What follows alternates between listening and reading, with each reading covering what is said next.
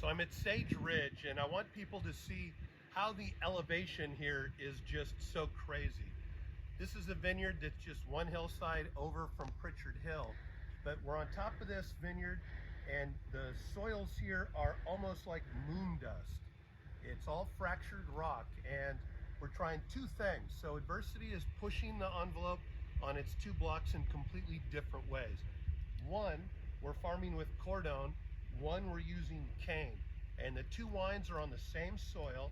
It's the same rootstock, the same clone of Cabernet Sauvignon, but the wines are completely different, and we work them differently. Come with me and let me show you what we're doing here at Sage Ridge. So on the mother block here, we have a cordon system, and the soils on this side get a little more sunshine and they get a little better drainage. So we need wood here to, one, hold carbohydrates, and two, pass water. And believe it or not, in a cordon this thick, only about 1/4 of an inch all the way around is alive. So we need all of this just to give us the water and the nutrients that we need for these clusters that are just hanging completely wide open and exposed. So this block gives us these really tight clusters. They get plenty of nutrients. They need it though because there's not nearly as much water.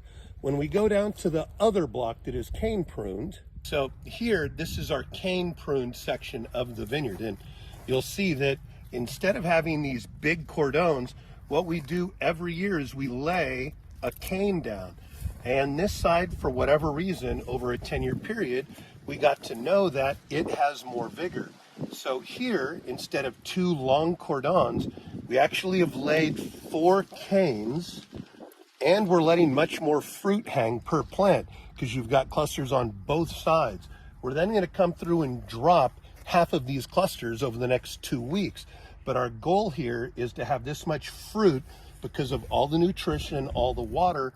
We want to slow things down. So less material for nutrients, more clusters to put more stress.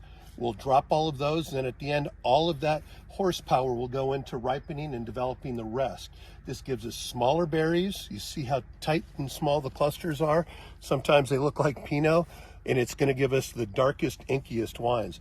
So this side gives us raw power, whereas the cordon side gives us a silky excellence.